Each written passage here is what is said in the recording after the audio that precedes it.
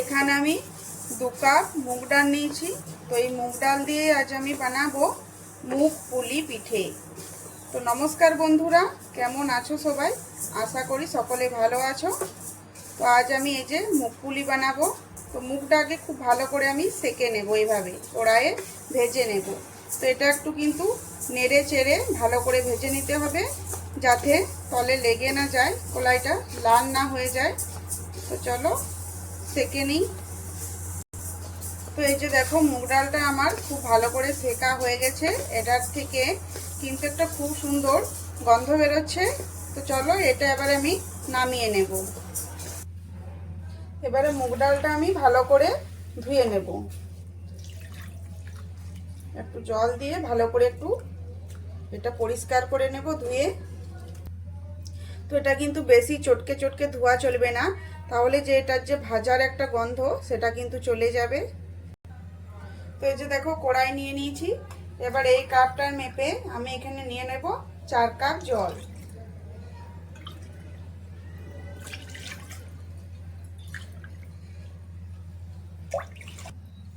তো এই যে দেখো, 4 কাপ জল দিয়ে দিলাম।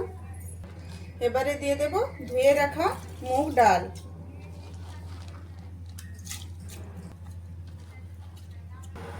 তো এই কাপটার মেপে আমি 2 কাপ মুগ ডালটা নিয়েছি। তো এই কাপেরই মেপে কিন্তু আমি এখানে জলটা নিয়ে নিলাম। এবারে দিয়ে দেব স্বাদ অনুযায়ী লবণ। তো এবারে মুগ ডালটা আমি খুব ভালো করে সেদ্ধ করে নেব। তো চলো এটা ঢাকা দিয়ে দিলাম। এবারে এটা সিদ্ধ হতে থাক, ততক্ষণে আমি একটা পুর বানিয়ে নেব। তো এই যে দেখো, নারকেল পুর বানাবো। তার জন্য এই যে একটা নারকেল নিয়েছি, তো নারকেলটা আমি ফাটিয়ে নেব।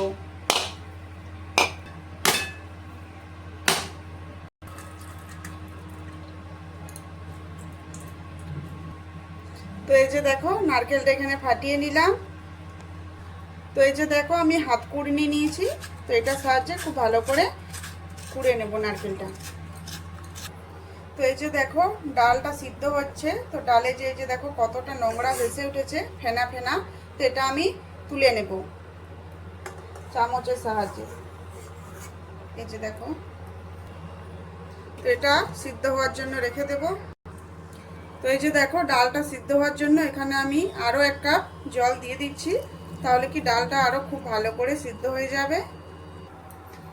তো এই যে দেখো, ডালটা এখানে আমার সিদ্ধ হয়ে গেছে। তো এবার এখানে আমি দিয়ে দেব চিনি। তো এখানে আমি 4 চামচ দিয়ে দেব। এবারে খুব ভালো করে মিশিয়ে নেব। এখানে ডালটা কিন্তু আমি এই যে হাতায় করে খুব ভালো করে এটা ম্যাশ করে নেব, এভাবে একটু ঘুরিয়ে ঘুরিয়ে। আর এখানে যদি তোমার এক্সট্রা জল থাকে ডালটা সিদ্ধ হওয়ার সময়, জলটা কিন্তু ভালো করে একটু শুকিয়ে নিতে হবে। তো এভাবে কিন্তু ডালটা খুব ভালো করে আমি একটু ম্যাশ করে নেব। তো এই যে দেখো, এবার এখানে নিয়ে নিয়েছি চালের গুঁড়ি। তো এখানে চালের গুঁড়ি আমি দিয়ে দেব। তো চাল গুঁড়িটা দেওয়ার পরে খুব ভালো করে কিন্তু ডালের সাথে মেখে নেব এইভাবে।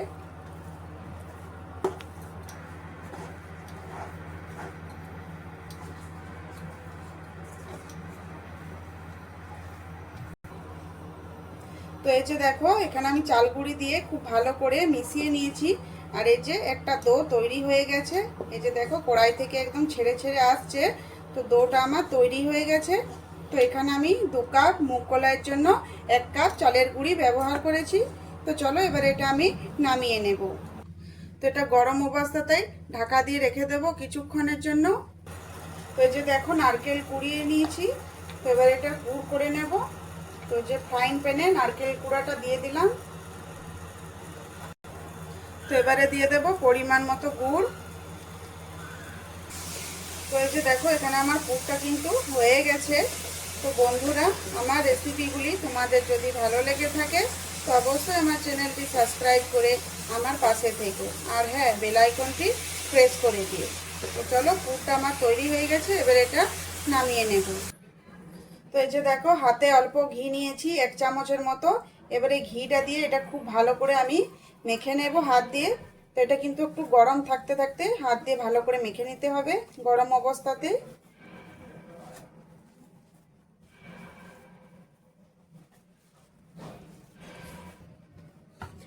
যে দেখো আমি খুব ভালো করে মেখে নিয়েছি।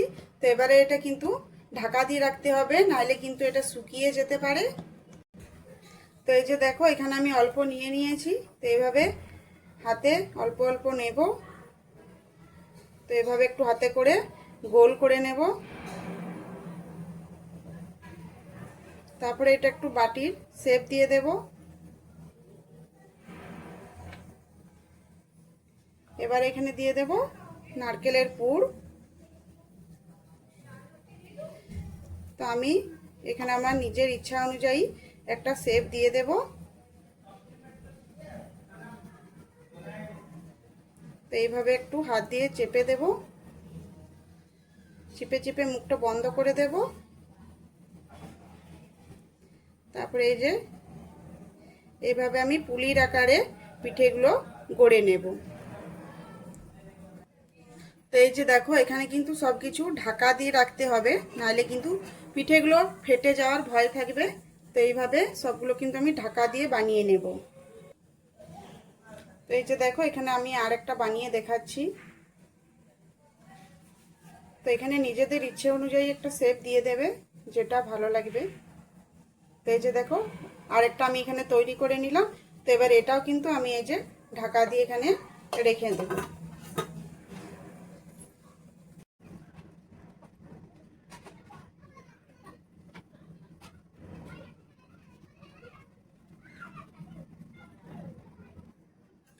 তো এই যে দেখো অনেকগুলো কিন্তু আমি এখানে বানিয়ে নিয়েছি।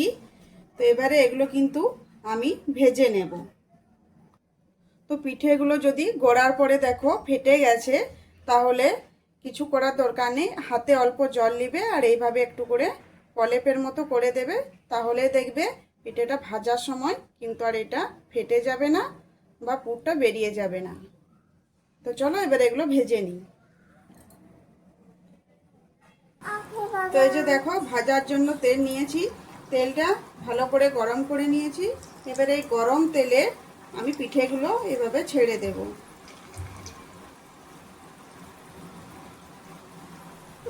তো এখন তো শীতকাল, পিঠে খেতে খুবই ভালো লাগে।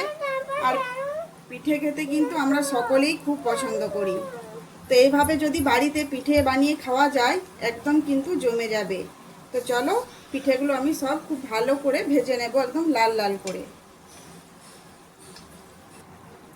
তো এই যে দেখো পিঠেগুলো কিন্তু এখানে আমার ভাজা প্রায় হয়ে গেছে। তো পিঠেগুলো দেওয়ার সময় কিন্তু তেলটা খুব ভালো করে গরম করে নিতে হবে। আর এখানে কিন্তু বেশি পিঠে ভাজা চলবে না, কম কম করে পিঠেটা হাই আছে ভালো করে ভেজে নিতে হবে। তো এই যে দেখো এগুলো ভাজা হয়ে গেছে। তো এগুলো নামিয়ে নেব। তো এই যে দেখো তেলটা ঠান্ডা থাকলে কিন্তু পিঠেটা কিন্তু এইরকমভাবে ভেঙে যেতে পারে। তো তেলটা কিন্তু ঠান্ডা একদমই হওয়া চলবে না, একদমই খুব ভালো করে কিন্তু গরম করে নিতে হবে। তো এই যে দেখো চামচের সাহায্যে এভাবে কিন্তু তেলটা ছিটিয়ে ছিটিয়ে উপর দিকটাতে ভালো করে গরম তেলটা দিতে হবে। তাহলে দেখবে খুব ভালো করে ভাজা হয়ে যাবে আর এটা ফেটে যাওয়ার ভয়টা থাকবে না।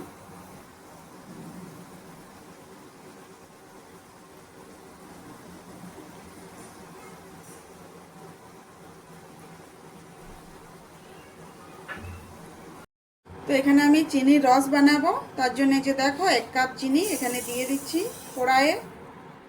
এবারে দিয়ে দেব হাফ কাপ জল। তো এই যে দেখো চিনিটা পুরো গলে গেছে আর এখানে কিন্তু আমার চিপচিপে রস একটা তৈরি হয়ে গেছে। তো এই যে দেখো পিঠেগুলো আমি ভেজে নিয়েছি আর এটা কিন্তু খুবই মুচমুচে হয়েছে ভাজাটা। তো আরে দেখতে পাচ্ছ কতটা সুন্দর হয়েছে। তো চলো এবারে ভেজে রাখা পিঠেগুলো আমি চিনির রসের মধ্যে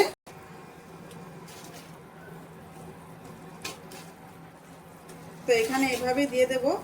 আর বন্ধুরা এই পিঠেটা কিন্তু খেতে খুবই ভালো লাগে একদম। এরকম পিঠে কারা খেতে ভালোবাসো অবশ্যই কমেন্ট করে জানাবে। আর এই পিঠেটা কিন্তু শীতকালে বানালে একদমই জমে যাবে। তো চলো এই মিষ্টির রসটা চিনির রসটা খুব ভালো করে আমি পিঠেগুলোর মধ্যে একটু লাগিয়ে নেব এইভাবে। তো বন্ধুরা এই যে দেখতে পাচ্ছ এখানে কিন্তু আমার আজ পিঠে তৈরি হয়ে গেছে। তো আজকের এই পিঠের রেসিপিটি কেমন লাগলো অবশ্যই কমেন্ট করে জানাবে। আর যদি ভালো লেগে থাকে তো অবশ্যই আমার চ্যানেলটি সাবস্ক্রাইব করে আমার পাশে থেকো। তো ভালো থেকো, সুস্থ থেকো। আরও আসছি এরকম নিত্য নতুন রেসিপি নিয়ে। ধন্যবাদ।